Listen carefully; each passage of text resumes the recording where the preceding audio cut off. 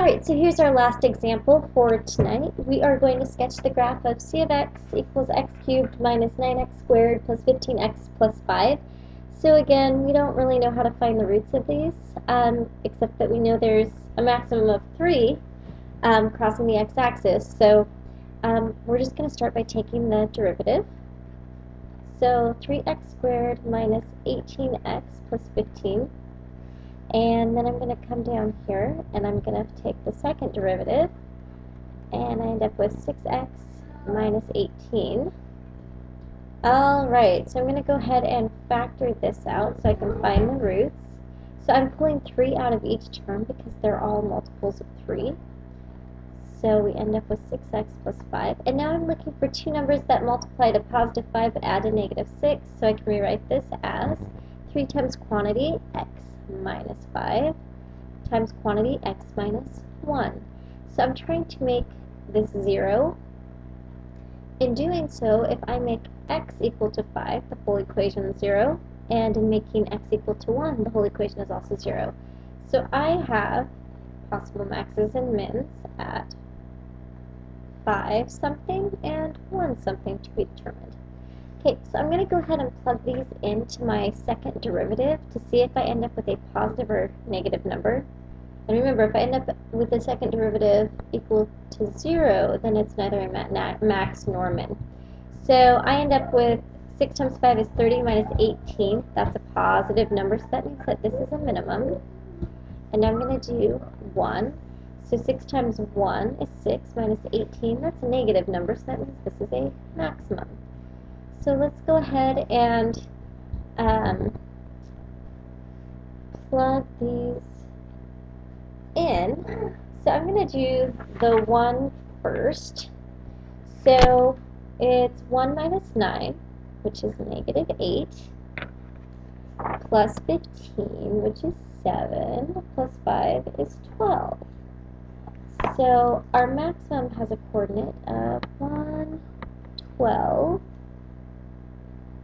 And then our minimum, we end up with 125, because 5 cubed, minus 9 times 25, that's minus 225. Okay, plus 75 plus 5. So we end up with 205 minus 225, so that means that we end up with a y-coordinate of negative 20. Sorry if you can hear Ava in the background. She apparently is washing her hair. Alright, moving on. So that's our min and our max. So now let's see if we have a point or points of inflection, and we can kind of tell this is a single point because it's a linear equation. So we set c of x to 0 and we solve. So x has to be 3. So our point of inflection happens when x is 3. And again, we're going to just plug it in here. So we end up with 3 squared is 27, minus 9 times 9, which is 81, plus 45, plus 5. So we end up with, let's see, 50 plus 27 is 77, minus 81 is negative 4. Nice numbers. Alright, so if you're not sure how this graph looks, we know it's cubic. If you know how it looks, you don't necessarily need to do a directionality chart, but in case you don't know how it looks, let's just practice directionality. So I have roots at 1, that's the smallest, and 5, that's the largest. So I'm going to do the one in between first because that's where 0 is at. So if I put 0 into my first derivative, because this is for the first derivative, I end up with 0 minus 0 plus 15. I end up with a positive value, okay? If I put, say, negative 2 in, I end up with positive 4 times 3 is 12, minus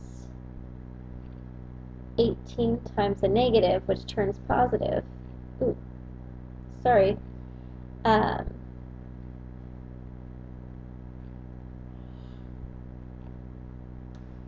Well, I should be a little smarter about this.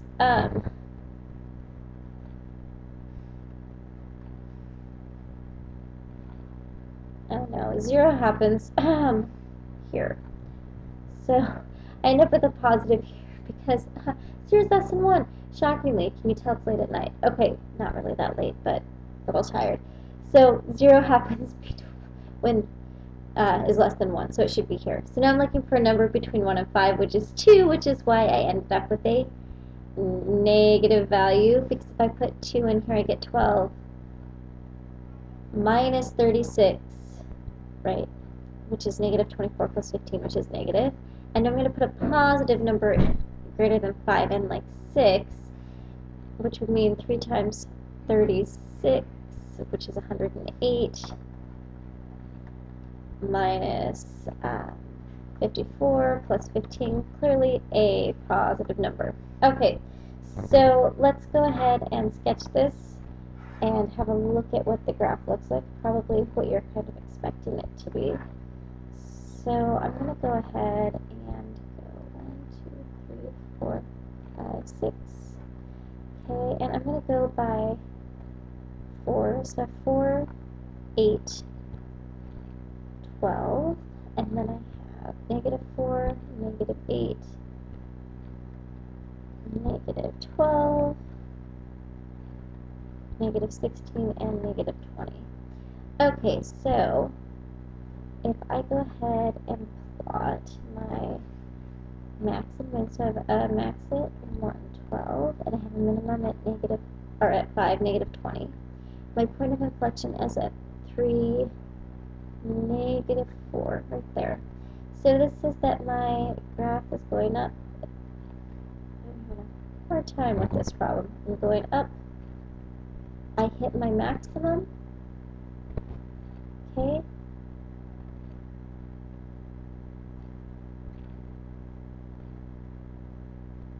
I head downward, so I'm at a frowny face, so my concave is downward.